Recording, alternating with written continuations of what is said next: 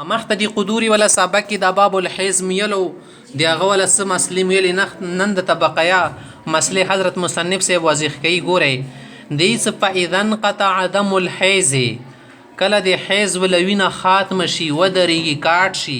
لقل من 10 ایام د لاس ورځې نه کم بني وینه ودرې دی ښځې ولا ورځې بني اتمې بني یا نمې بني لم يجوز وطیها دې سره ملوېدل سړي ته نه دی جایز حتی تغتسل اول غسل وکي اله او یمزی علیها وقت صلات کاملة یا یو المنځ پورا واخر بنی تیر شي پوکه شوله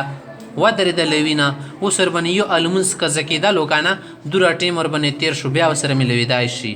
ځکه چې دوره ټیم کې دي ته وینه دوباره رانغله دي معنی دی بس دي په اتو بنې ودرېده صحیح ده بیا لاسو پورې نه رسي نورې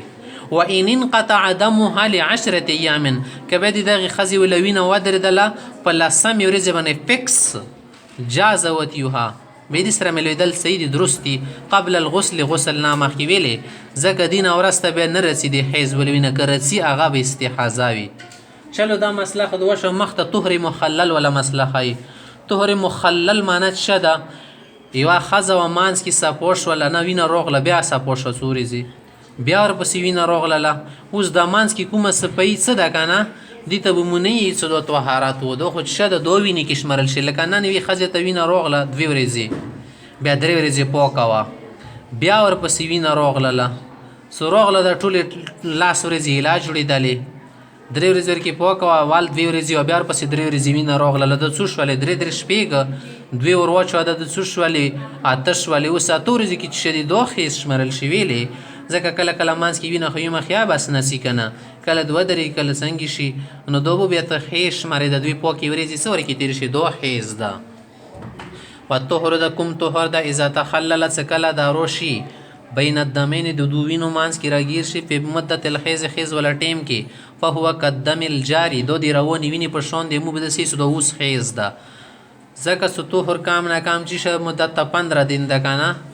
څه دو شیطانو بس دی معنی ده سیره داغه شه د طهر نه ده ځکه 15 دن پرې خو فاصله ورکې نه روغله که نه و اقل الطهر طهر ولا کامه مدت سوره 15 یوما 15 ورځې پورې وي ولا غایة لاکثره ډېر دپاره کله مدتان نشته کله کله داسې چې وي ښځې ته 3 میاشتې غونډه نه وي رسي نه رسېدي خو دا به نه وي که نه څه بس دغه ورځو کې به د اولداس منځمه کې دغه 3 میاشتو کې د مکمل 30 29 28 ورځې به منځونه اودسونه کوي دو به داسې نه شمېرې سره اساس څو ورځې ورکې خیز نه ور واچوه یا خو راغله نه ده نه چې شي نه بیچهیي ورکې مخته تیس و دم الاستحاضة استحاضې ولوینه هو ما تراه المرأة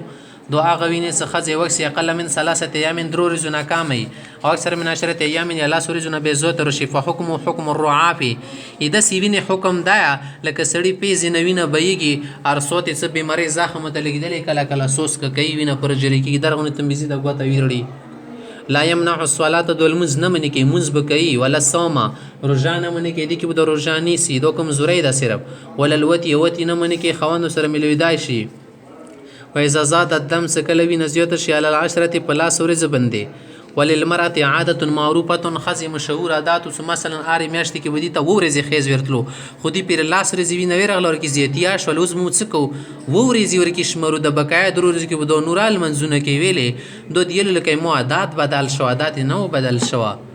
ردت الى ایام عادتها عادات ته به دې وله د وینه واپس کړی شي وما زاد على ذلك د 2 ورځو نه کومه زیاتي مثلا